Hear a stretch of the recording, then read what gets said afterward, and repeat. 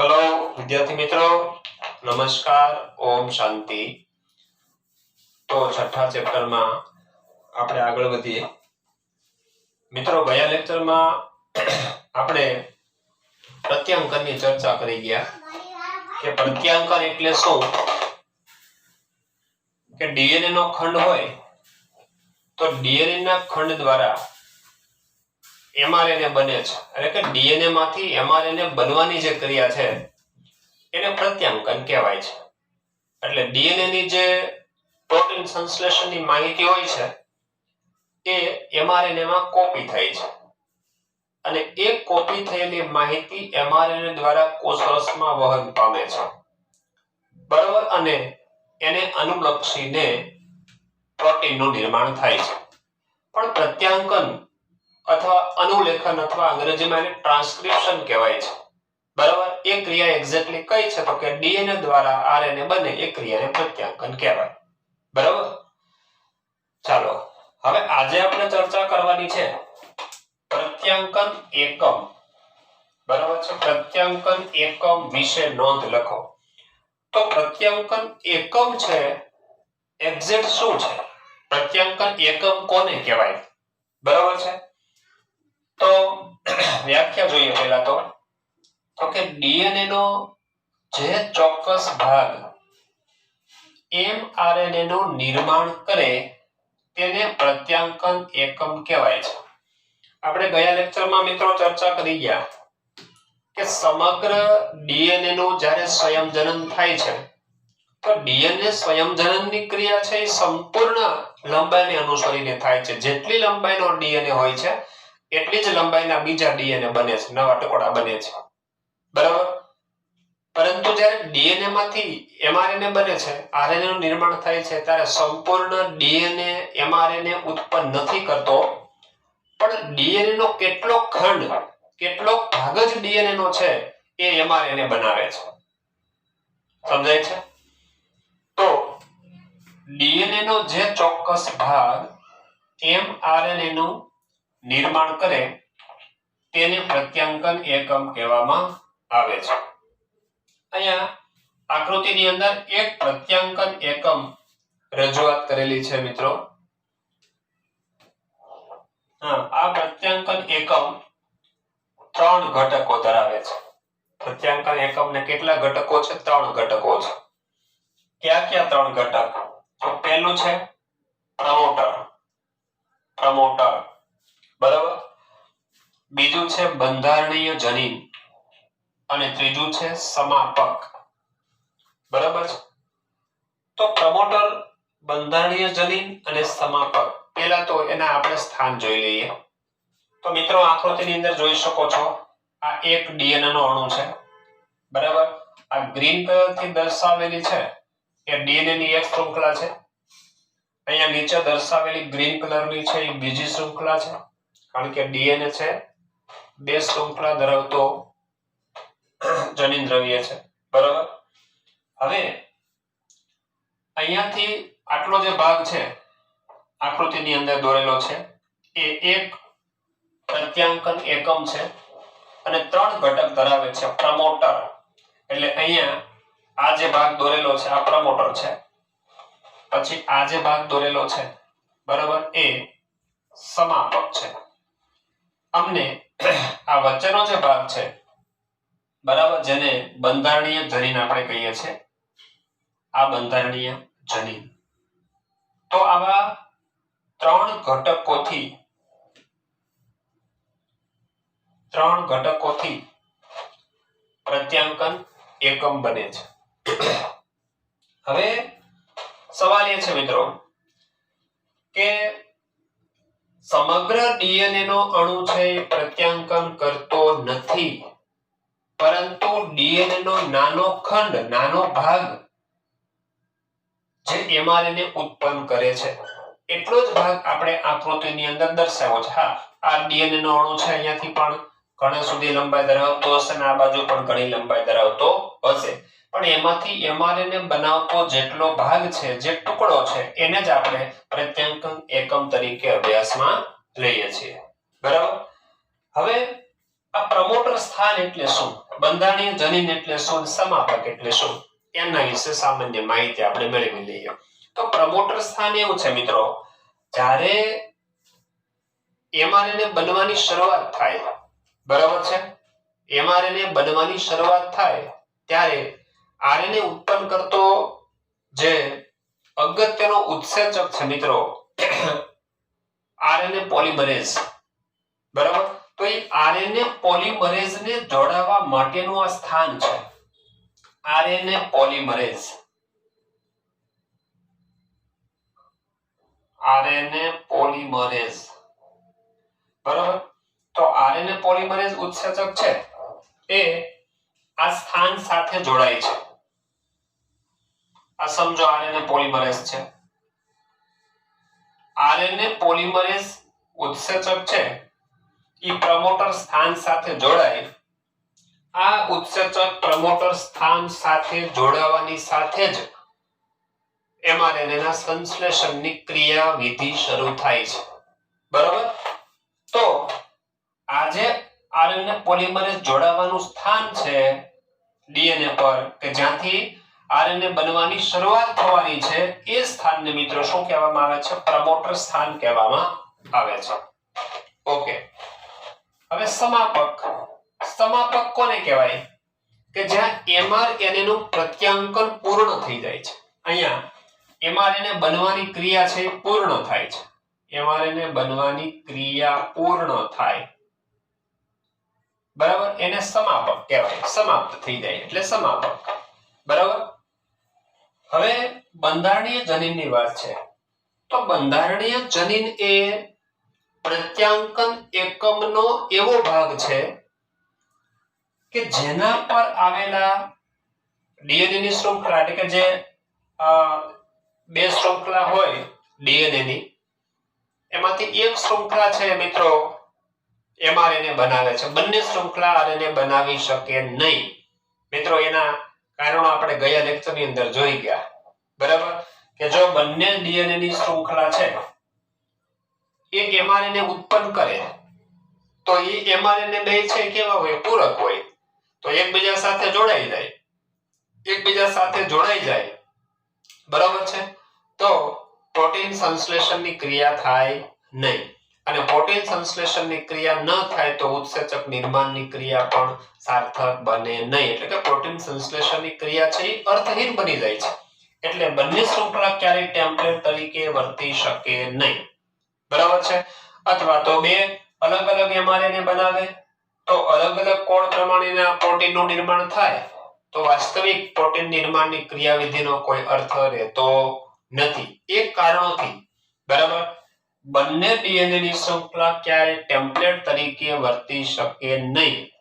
એક જ શૃંખલા છે જે ટેમ્પલેટ તરીકે વર્તે. હા, હવે પ્રશ્ન એ છે મિત્રો અગત્યનો કે બે શૃંખલામાંથી ગમે તે શૃંખલા ટેમ્પલેટ તરીકે વર્તી શકે ના. તો કઈ શૃંખલા, કેમ આપણે આને જ ટેમ્પલેટ શૃંખલા કીધી, બરોબર છે. હમણાં રાહ જોવો, હમણાં જવાબ મળી જશે. આપણે અત્યારે ચર્ચા કરીએ છીએ બંધારણીય જનીન. તો બંધારણીય જનીન એ, બરોબર છે, આખો જે પ્રત્યાંકન એકમ છે એનો એવો ભાગ છે કે જેમાં આવેલા DNA ના નાઇટ્રોજન બેઝના ક્રમની જે નકલ છે, માહિતી છે, એને અનુસંધાનમાં એટલી જ લંબાઈ ધરાવતો mRNA બને, બરાબર છે. mRNA છે બને છે. હવે અહીંયાથી આટલા ચાલો કે ભાઈ આ જે ટેમ્પલેટ શૃંખલા છે DNA ની, એમાં નાઇટ્રોજન બેઝનો ક્રમ છે, તો કે અહીંથી સ્ટાર્ટ કરી આ adenine, guanine, cytosine, thiamine, guanine, cytosine, thiamine અને ગ્વાનિન, આટલો ભાગ છે, બરાબર. એની માહિતીને અનુસરીને એની સામે mRNA નું સંશ્લેષણ કરે છે, બરાબર. તો જેટલો ભાગ, જેટલો કોડ DNA નો ટેમ્પલેટ શૃંખલાનો mRNA નું નિર્માણ કરે છે, એટલા ભાગને બંધારણીય જનીન કહેવામાં આવે છે, બરાબર. તો અહીંયાથી આટલો જે ભાગ છે, બરાબર, જેની માહિતી હકીકતે DNA ની છે mRNA માં કોપી થાય છે, બરાબર. તો એટલા ભાગને આપણે શું કહીશું, બંધારણીય જનીન, બરાબર. સ્ટ્રક્ચરલ જીન. તો ફરીથી વાત કરી લઈએ, પ્રમોટર કોને કહેવાય? તો કે જ્યાં આરએનએ પોલિમરેઝ ઉત્સેચક જોડાય અને પ્રત્યાંકનની ક્રિયાવિધિ શરૂ કરે એ ભાગને શું કહેવાય? પ્રમોટર સ્થાન કહેવાય. અને સમાપક કોને કહેવાય? કે જ્યાં એમઆરએનએ બનવાની ક્રિયા છે પૂર્ણ થાય એને સમાપક કહેવાય. અને જેટલા ભાગમાંથી જેટલા ડીએનએ ની ટેમ્પલેટ શૃંખલાનો ભાગ એમઆરએનએ બનાવે છે એટલા ભાગને શું કહેવાય? બંધારણીય જનીન કહેવાય છે. ચાલો હવે મિત્રો આપણે એ ચર્ચા પર આવીએ કે આ ટેમ્પલેટ શૃંખલા કઈ હોઈ શકે, કયા છેડા તરફની હોઈ શકે. તો ડીએનએ આધારિત આરએનએ પોલિમરેઝ, બરાબર છે? ડીએનએ આધારિત આરએનએ પોલિમરેઝ એટલે કે ટ્રાન્સક્રિપ્ટેઝ. આ ઉત્સેચકને અહીંયા આપણે નામ લખ્યું છે આરએનએ પોલિમરેઝ, પણ આરએનએ પોલિમરેઝ ને ટૂંકમાં ટ્રાન્સક્રિપ્ટેઝ પણ કહેવાય. બરાબર?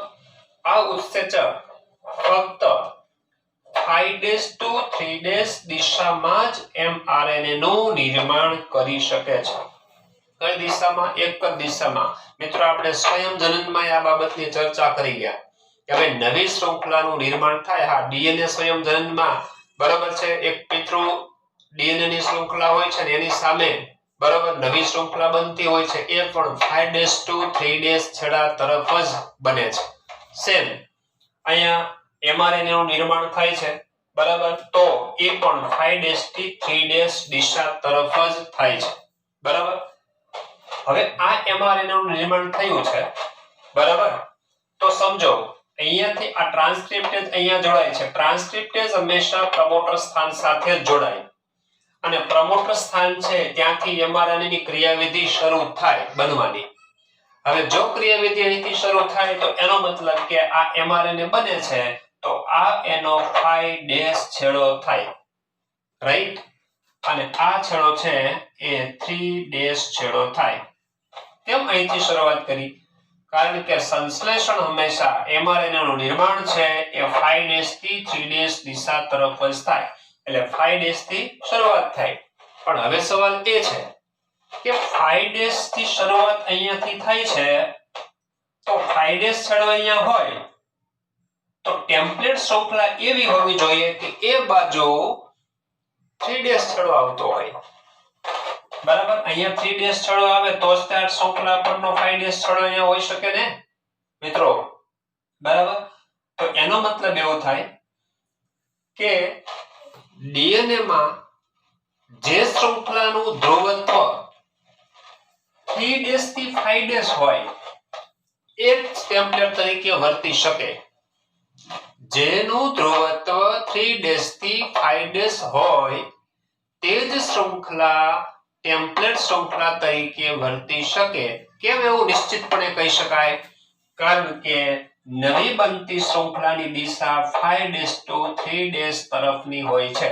તો 5' છેડો જો અહીંયા હોય તો ટેમ્પલેટ શૃંખલાનો એ બાજુનો 3' છેડો હોય એટલે ધ્રુવત્વ 3' to 5' હોય એ જ ટેમ્પલેટ તરીકે વર્તી શકે છે. ઓકે, તો વાક્ય પૂર્ણ કરીએ. ડીએનએ આધારિત આરએનએ પોલિમરેઝ માના ટ્રાન્સક્રિપ્ટેઝ ઉત્સેચક ફક્ત 5' to 3' દિશામાં જ એમઆરએનએ નું નિર્માણ કરી શકે છે. 5' થી 3' દિશા તરફ જ. તેથી ડીએનએ ની જે શૃંખલાનું ધ્રુવત્વ 3' થી 5' હોય, આ 3' થી 5' બરાબર, તો કઈ શૃંખલાનું ધ્રુવત્વ છે? ઉપરની શૃંખલા, બરાબર? માટે ટેમ્પલેટ તરીકે કઈ શૃંખલા વર્તશે? તો કે આ ઉપરની શૃંખલા છે તે. એ શૃંખલા ટેમ્પલેટ તરીકે વર્તે અને એમઆરએનએ નું સંશ્લેષણ કરી શકે છે, બરાબર? તો ઉપરની જે આ શૃંખલા છે ડીએનએ ની જેનું ધ્રુવત્વ 3' to 5' છે એ શૃંખલા ટેમ્પલેટ તરીકે વર્તે છે.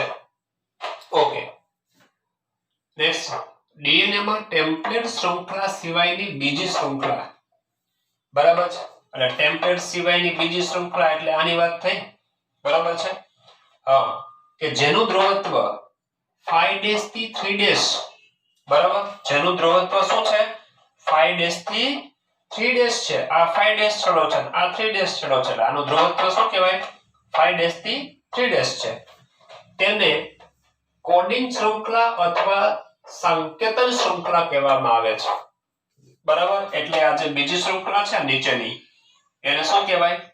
કોડિંગ શૃંખલા અથવા સંકેતન શૃંખલા. ત્યાં નામ લખ્યું છે કોડિંગ શૃંખલા અથવા સંકેતન શૃંખલા કહેવામાં આવે છે.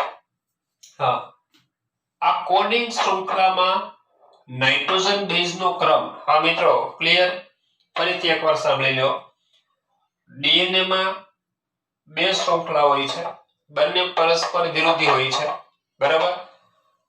પ્રમોટર સ્થાન સાથે આરએનએ પોલિમરેઝ ઉત્સેચક જોડાય છે. હવે આરએનએ પોલિમરેઝ છે એટલે કે ટ્રાન્સક્રિપ્ટેઝ એ હંમેશા 5' થી 3' તરફ જ નવી એમઆરએનએ શૃંખલાનું નિર્માણ કરે. તો 5' થી 3' તરફ જ જો શૃંખલાનું નિર્માણ થાય તો એનો મતલબ કે જે ડીએનએ છે એની 3' to 5' શૃંખલા જ ટેમ્પલેટ તરીકે વર્તે છે. આ 3' to 5' એટલે આ ટેમ્પલેટ તરીકે વર્તે. તો એની સામેની શૃંખલા છે કે જેનું ધ્રુવત્વ 5' થી 3' હોય એ શૃંખલા કોડિંગ અથવા તો સંકેતન શૃંખલા તરીકે ઓળખવામાં આવે છે. રાઈટ? હવે આપણે જાણીએ છીએ મિત્રો, બહુ સિમ્પલ વાત છે, 11મા ધોરણથી આપણે ભણતા એવા છીએ કે ડીએનએ માં એડેનિન ની સામે ડબલ બંધથી બે નબળા હાઇડ્રોજન બંધથી થાઇમિન જોડાય અને ગ્વાનિન સાથે 3 નબળા હાઇડ્રોજન બંધથી સાઇટોસિન જોડાય છે. તો હવે અહીંયા ચેક કરો, આ શૃંખલામાં આ એડેનિન છે તો એની સામેની શૃંખલામાં થાઇમિન, ગ્વાનિન છે તો સામેની શૃંખલામાં સાઇટોસિન, અહીંયા સાઇટોસિન છે તો guanine, thiamine, adenine, guanine, cytosine, cytosine, guanine, thiamine, adenine, guanine, cytosine. ચાલો, આ તો બહુ કોમન વાત છે. બરાબર? ઓકે. આ કોડિંગ શૃંખલામાં નાઇટ્રોજન બેઝનો ક્રમ આરએનએ જેવો જ હોય છે. હવે આ કોડિંગ શૃંખલાનો ક્રમ આરએનએ જેવો હોય છે. બરાબર? તો હવે મિત્રો બહુ ધ્યાનથી સાંભળજો. આ એમઆરએનએ છે. બરાબર છે? આરએનએ. હવે આરએનએ છે એ ટેમ્પલેટ શૃંખલાના ક્રમ અનુસાર બનવાની ને. બરાબર? તો ટેમ્પલેટ શૃંખલા પરનો નાઇટ્રોજન બેઝનો ક્રમને અનુસરીને એમઆરએનએ માં નાઇટ્રોજન બેઝનો ક્રમ ગોઠવાય. ઓકે? તો અહીંયા એડેનિન છે, guanine, cytosine, thiamine, guanine, cytosine, thiamine અને ગ્વાનિન. તો હવે જ્યારે એમઆરએનએ નું સંશ્લેષણ થાય, બરાબર છે, ટ્રાન્સક્રિપ્ટેઝ જેવો અહીંયા ગોઠવાઈ જાય, સંશ્લેષણ શરૂ થાય, તો એડેનિન ની સામે કયો નાઇટ્રોજન બેઝ ગોઠવાય મિત્રો? બરાબર? યુરેસિલ. કારણ કે આરએનએ માં થાઇમિન તો હોતો નથી, થાઇમિન ના સ્થાને યુરેસિલ હોય છે. બરાબર? તો એડેનિન ની સામે શું આવે? યુરેસિલ. ગ્વાનિન ની સામે સાઇટોસિન, સાઇટોસિન ની સામે ગ્વાનિન, થાઇમિન ની સામે એડેનિન જ આવે. બરાબર? ગ્વાનિન ની સામે સાઇટોસિન આવે, સાઇટોસિન ની સામે ગ્વાનિન આવે, થાઇમિન ની સ્થાને એડેનિન આવે અને ગ્વાનિન ની સામે સાઇટોસિન આવે. બરાબર? ફરક ક્યાં પડે છે? એડેનિન ની સામે યુરેસિલ આવે કારણ કે આરએનએ માં થાઇમિન હોતો નથી, આપણે જાણીએ છીએ. બરાબર છે? તો આ ટેમ્પલેટ શૃંખલાનો ક્રમ જો A G C T G C T G હોય તો એમઆરએનએ નો ક્રમ શું થયો? U C G A C G A C. Right? Okay. હવે આ વાક્ય આપણે ચેક કરીએ બહુ ધ્યાનથી. આ કોડિંગ શૃંખલામાં નાઇટ્રોજન બેઝનો ક્રમ ચેક કરો તો મિત્રો. કોડિંગ શૃંખલા એટલે કઈ? આ નીચેની શૃંખલા કે જેનું ધ્રુવત્વ 5' થી 3' છે. 5' થી 3' છે. ઓકે? એમાં નાઇટ્રોજન બેઝનો ક્રમ બોલું છું T C G A C G A C. Right? આ કોડિંગ શૃંખલાના નાઇટ્રોજન બેઝનો ક્રમ RNA જેવો જ હોય છે. કેવો હોય છે? RNA જેવો જ હોય છે. તો ચેક કરીએ આપણે. હા, પણ તફાવત ક્યાં પડે છે મિત્રો? DNA ની શૃંખલાનો ક્રમ ને RNA ની શૃંખલાનો ક્રમ તદ્દન સમાન તો ન જ હોય. કેમ? RNA માં તો થાઇમિન હોતો નથી. હા, તો એક જ સ્થાને આપણે બરાબર છે કે ભાઈ થાઇમિન ના સ્થાને શું આવશે? યુરેસિલ આવશે. બરાબર, તો એ વાત પણ આપણે અહીં નોંધી લીધી છે. જો ચેક કરો. સિવાય કે યુરેસિલ ના સ્થાને થાઇમિન હોય છે. બરાબર, યુરેસિલ ના સ્થાને શું હોય છે? થાઇમિન હોય છે. તો આ શૃંખલામાં નાઇટ્રોજન બેઝનો ક્રમ RNA જેવો જ હોય છે. એટલે કોડિંગ ક્રમ છે, બરાબર, કોડિંગ શૃંખલાનો ક્રમ છે એ કોના જેવો હોય છે? RNA જેવો. પણ તફાવત ક્યાં છે? આ યુરેસિલ જ્યાં છે, બરાબર, આ યુરેસિલ છે ત્યાં શું છે? ચેક કરો તો થાઇમિન છે. આ યુરેસિલ ના સ્થાને થાઇમિન, બાકી બધા જગ્યાએ એના એ જ નાઇટ્રોજન બેઝ હશે. ચેક કરો. Cytosine, guanine, adenine, cytosine, guanine, adenine, cytosine. Right?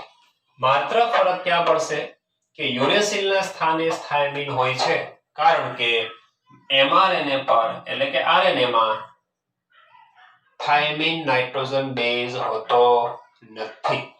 Okay મિત્રો, હવે અગત્યની વાત એ છે, આ જ કન્સેપ્ટ ઉપરથી આ નીટ 2018 માં પ્રશ્ન પૂછાયો હતો.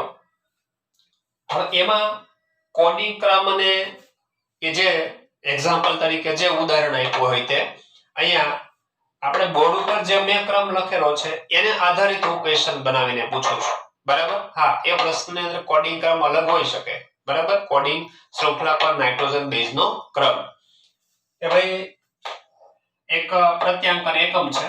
બરાબર, તો એમાં કોડિંગ શૃંખલાનો ક્રમ T C G A C G A C હોય તો તેના દ્વારા એટલે કે તે એકમ દ્વારા નિર્માણ પામતા mRNA માં નાઇટ્રોજન બેઝનો ક્રમ જણાવો. તો શું થશે? ખાલી એટલો જ ફરક પડે. બરાબર, ચેક કરો. આ કોડિંગ ક્રમ છે, મતલબ કોડિંગ શૃંખલાનો નાઇટ્રોજન બેઝનો ક્રમ. બરાબર, T C G A C G A C. જો તમને આપેલું હોય તો પહેલા તમારે આ પ્રશ્નના જવાબ માટે શું કરવાનું? તો કોડિંગ ક્રમ ઉપરથી પહેલા ટેમ્પલેટ શૃંખલાનો ક્રમ નાઇટ્રોજન બેઝનો મેળવી લેવાનો, તો તમને મળી જશે. બરાબર, A G C T G C T G. Okay, હવે ટેમ્પલેટ શૃંખલાનો ક્રમ મળી ગયો એટલે હવે તમે એને આધારિત કોનો ક્રમ નક્કી કરી શકો મિત્રો? mRNA. બરાબર છે, તો U C G A C G A C આ કોનો ક્રમ થઈ ગયો? mRNA. બરાબર, એટલે આ ટાઈપના પ્રશ્નો પણ પૂછી શકાય છે નીટ 2018 ની અંદર મિત્રો. આ ટાઈપનો પ્રશ્ન છે પૂછાઈ ગયો. Okay, next. કોડિંગ શૃંખલા પ્રત્યાંકન દરમિયાન વિસ્થાપિત થઈ જાય છે. બરાબર, જ્યારે પ્રત્યાંકન થતું હોય તો પ્રત્યાંકનમાં કામની કઈ શૃંખલા છે? માત્ર ટેમ્પલેટ શૃંખલા છે. બરાબર, એટલે આ શૃંખલા છે છૂટી પડી જાય છે, કારણ કે પ્રત્યાંકનમાં કોઈ ભાગ ભજવતી નથી. એટલે કોડિંગ શૃંખલા પ્રત્યાંકન દરમિયાન વિસ્થાપિત થઈ જાય છે. બરાબર, ચાલો, કારણ કે એ પ્રત્યાંકનમાં કોઈ ભાગ ભજવતી નથી. ઓકે, અને સમાપક એટલે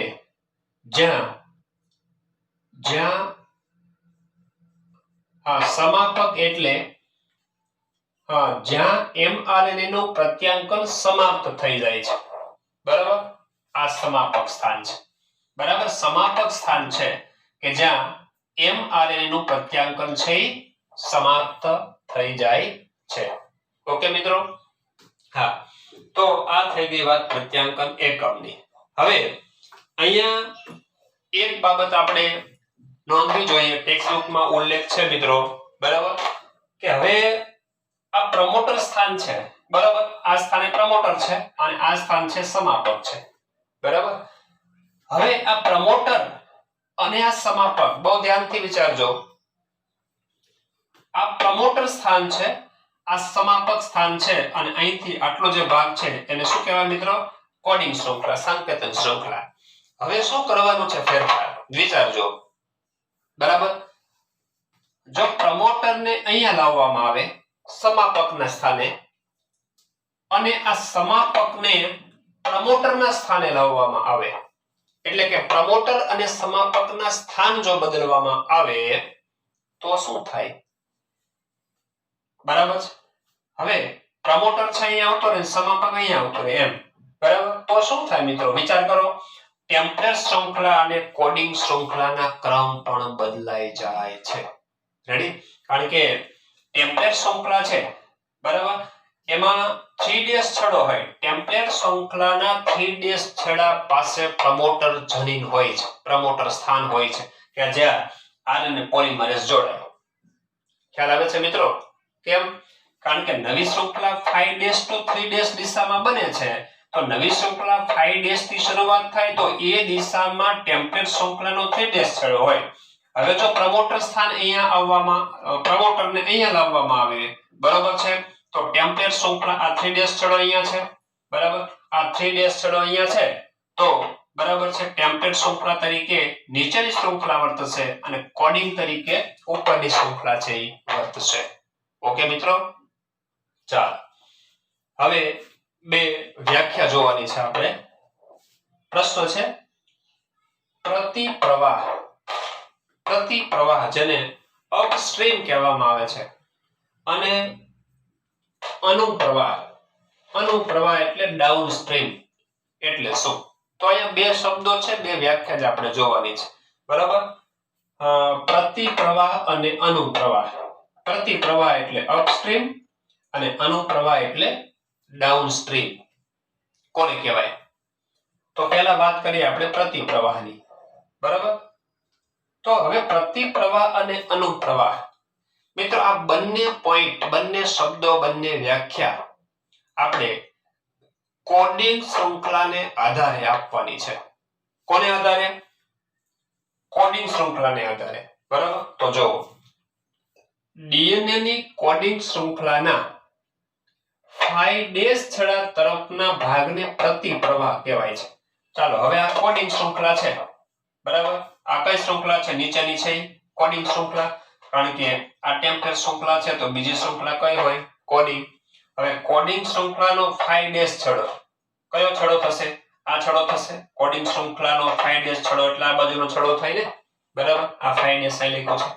તો ડીએનએ ની કોડિંગ શૃંખલાના 5' છેડા તરફના ભાગને પ્રતિપ્રવાહ કહેવામાં આવે છે, અને પ્રતિપ્રવાહ છેડો કહેવાય, અથવા તો અપસ્ટ્રીમ કહેવાય છે. અહીં પ્રમોટર સ્થાન હોય છે. જોજો અહીંયા શું હોય છે? પ્રમોટર સ્થાન હોય છે. અચ્છા, mRNA નું પ્રત્યાંકન શરૂ કરવા માટે અહીં આરએનએ પોલિમરેઝ ઉત્સેચક જોડાય છે. તો એ વાત તો આપણે પહેલેથી જ કરી ચૂક્યા છીએ કે અહીં પ્રત્યાંકનને શરૂ કરવા માટે, બરાબર છે, આરએનએ પોલિમરેઝ ઉત્સેચક એટલે કે ઉત્સેચક આ છે અંદર આપણે આ રેડ કલરથી દર્શાવ્યો તે, બરાબર. તો mRNA નું પ્રત્યાંકન શરૂ કરવા માટે અહીં આરએનએ પોલિમરેઝ ઉત્સેચક જોડાય છે, બરાબર. તો ફરીથી કોડિંગ શૃંખલાના 5' છેડા તરફનો ભાગ હોય એને શું કહેવાય? પ્રતિપ્રવાહ કહેવાય. આ પ્રતિપ્રવાહના સ્થાને શું જોડાયેલું હોય છે? પ્રમોટર. અને પ્રમોટર સ્થાને કયો ઉત્સેચક જોડાય છે મિત્રો? આરએનએ પોલિમરેઝ માના ટ્રાન્સક્રિપ્શન. અને શું કરાવે છે? mRNA પ્રત્યાંકનની ક્રિયાવિધિ સ્ટાર્ટ કરાવે છે, શરૂ કરાવે છે. પછી અનુપ્રવાહ, બરાબર છે. તો હવે સીધી વાત છે તે કોડિંગ શૃંખલાનો 3' છેડા તરફનો ભાગ છે, બરાબર. આ કોડિંગ શૃંખલા નીચેની છે, આ 3' છેડો છે, તો આ જે ભાગ છે એને શું કહેવાય? અનુપ્રવાહ કહેવાય. તે કોડિંગ શૃંખલાનો 3' છેડા તરફનો ભાગ છે અને ત્યાં સમાપક સ્થાન હોય છે. જોઈ શકો છો મિત્રો, આ 3' છેડા પાસે શું છે? સમાપક સ્થાન આવેલું છે. તો આ બે વ્યાખ્યા પ્રતિપ્રવાહ અને અનુપ્રવાહ કોને અનુલક્ષીને? કોડિંગ શૃંખલાને આધારે, બરાબર. તો આ પ્રતિપ્રવાહ, અનુપ્રવાહ અને પ્રત્યાંકન એકમ વિશેની વાત અહીંયા પૂર્ણ કરીએ. તો નેક્સ્ટ લેક્ચરમાં આગળ વધશું. ઓમ શાંતિ.